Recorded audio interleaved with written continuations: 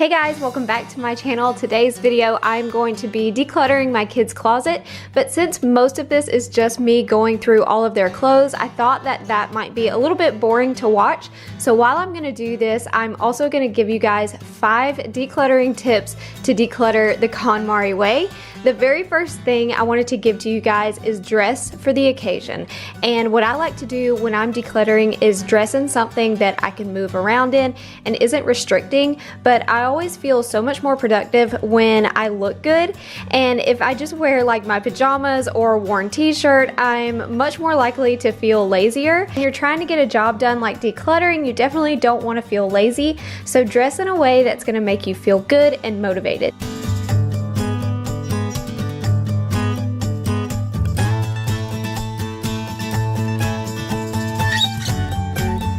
Number 2 is declutter by category and not location. So for instance, with the kids' room, I'm not going to be decluttering their shoes. I'm not going to be decluttering their books or some of the toys that they have in there, their stuffed animals. This is strictly just for their clothes. Now, occasionally I will go through and just declutter my whole bathroom or my whole kitchen, as you guys can see, but I definitely didn't do that in the beginning of my decluttering journey, just because now I know like my limits and I know how much I can handle. But if you are in the beginning of your decluttering journey, you definitely don't want to take on a room, like a whole room at one time.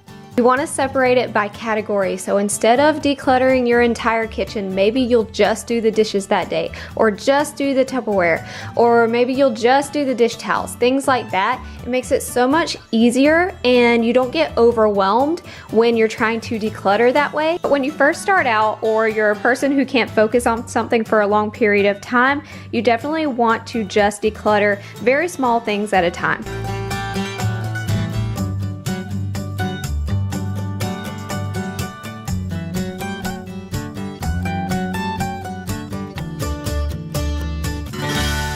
The third tip I have for you guys is to spread out, and this really gives me a sense of how much I actually have and the things that I can get rid of, and it really just helps me like visualize everything. And sometimes I can tend to hang on to things longer than I actually need to because I think, oh, I might need this later.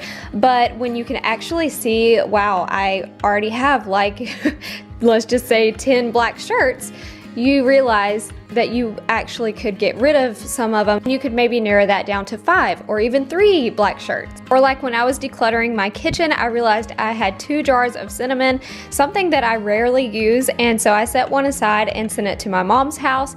And I tend not to hoard or hold on to things when everything is just right there in front of me and I can visualize how much I actually have.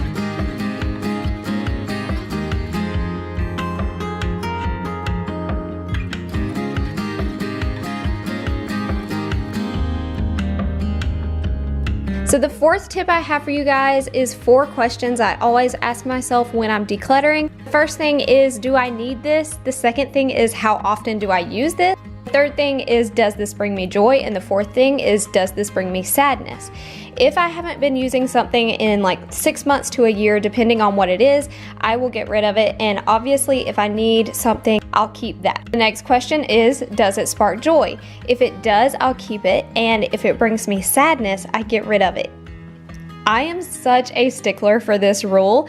I don't want any negative emotions around me, and if seeing something or using something particular brings back a memory of a bad day or makes me feel frustrated, I get rid of it. I just don't need that in my life, and it really does make a huge difference with your mood if you get rid of those things.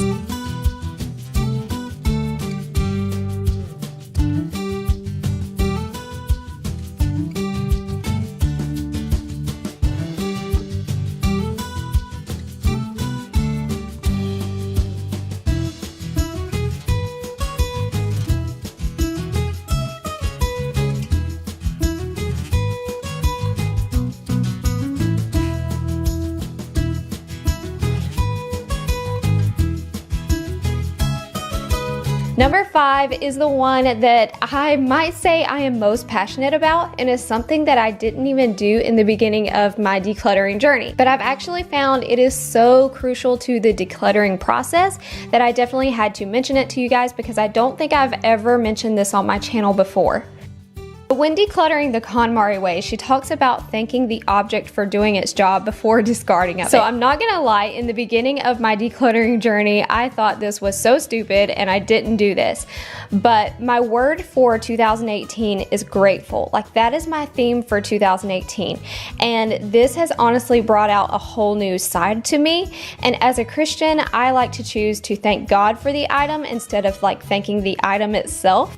So when I'm decluttering, I touch every single item, and if it's something that I decide I can live without, I tell God that I'm thankful for being able to have this, and if for some reason I ever need this again, then it's going to come back to me in some way. I'm either going to be able to afford it when I need it, or someone's going to give it to me, because I give my things that I declutter all the time to other people. For instance, I have a niece and a nephew that these clothes are going to be going to, so maybe it will be regifted back to me. But being grateful on a whole new level is what I'm all about this year, and I really think showing gratefulness and not taking anything for granted, even when it's something that you're getting rid of, is so super important. It's just so much easier for me to get rid of things now than it was before, because I am just like thanking God for it, and I know that He knows that I didn't take it for granted.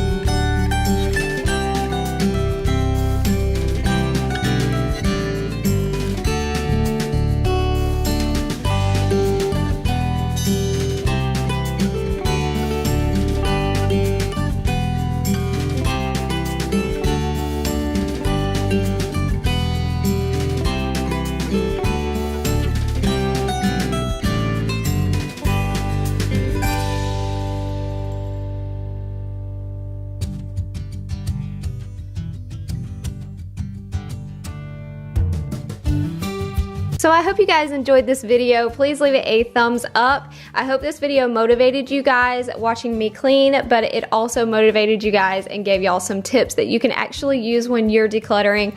Leave this video a thumbs up if you enjoyed it, and hit that subscribe button if you are new to my channel. I have a giveaway going on right now that is for all of my subscribers, so be sure you have entered into that, and I'll see y'all in the next video. Bye!